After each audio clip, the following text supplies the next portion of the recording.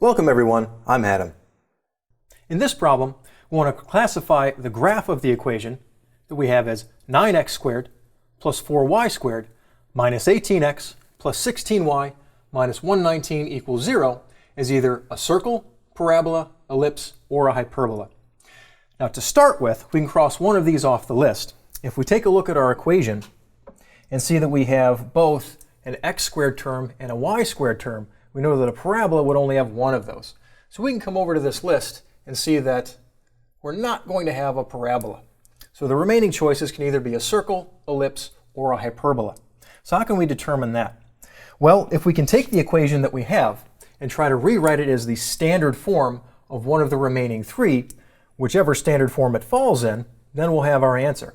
So the standard forms of an ellipse or a circle generally looking like this, say x minus h squared over, I'll just put some quantity squared, a or b, plus y minus k squared over some quantity squared.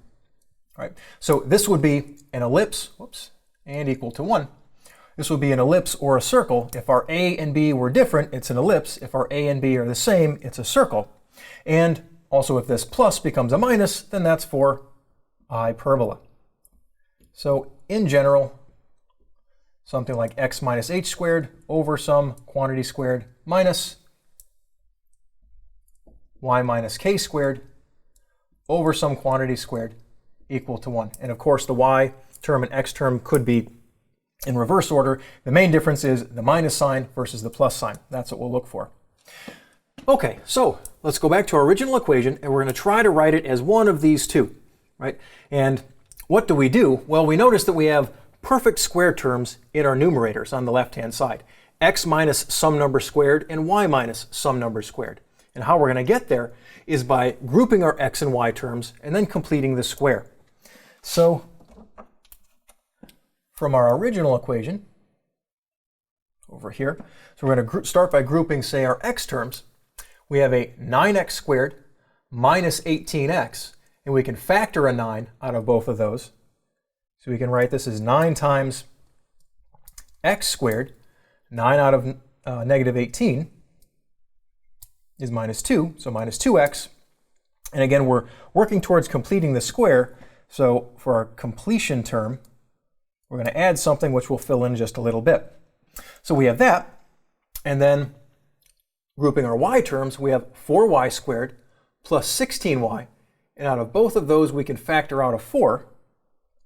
So we have plus 4 times 4 out of 4y squared gives us y squared, and 4 out of 16 we'll have plus 4y.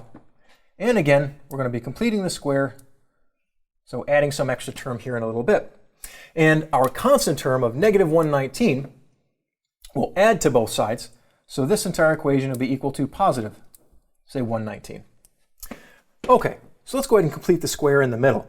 So completing the square again, we take the coefficient of the x term, halve it, and then square it. So half of negative 2 is negative 1. So we're adding negative 1 squared here. And our coefficient over here is 4. Half of that is 2. So we're adding, say, 2 squared. Now to balance the equation, we have to also add some numbers on the right-hand side. Keep in mind, negative 1 squared is just 1, but that's being multiplied with 9. So when we added that negative 1 squared, we're also actually adding 9 on this side. And 2 squared over here is 4, but that's being multiplied with 4. So when we added the 2 squared inside here, we're actually adding 16. 4 times 4. Okay, so we have 119 plus 9 plus 16. So on our right-hand side, that's equal to 144. So let's go ahead and try and clean this up and see what type of standard form we're going to get.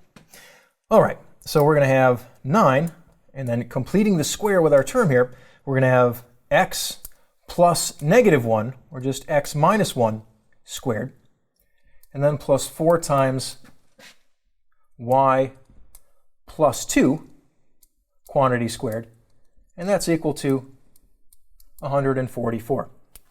Now, The right-hand sides of both of our standard forms are equal to 1, and we'll get that by dividing through by 144. So dividing through by 144 here gives us 1. And do that on the left-hand side. Divide through by 144.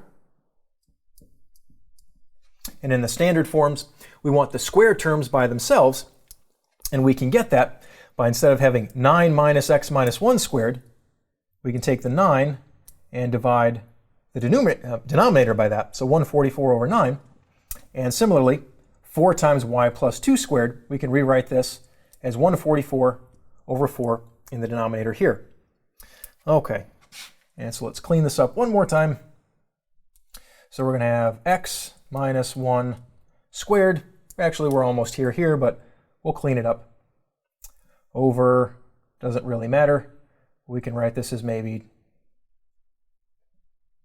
12 over 3 squared plus, say, y plus 2 squared, 12 over 4 squared, and that's equal to 1. Now, yes, we can simplify and find what our a's and b's and h's and k's are, but again, we don't really need that. What we have is a plus sign right here. Okay? And then our a and our b, we can see that.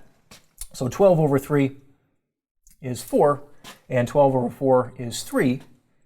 All right, so there's a and there's b. They're different. We have a plus sign, so that tells us that this is going to be an ellipse. So the graph of the equation that we had will be that of an ellipse. Thank you very much.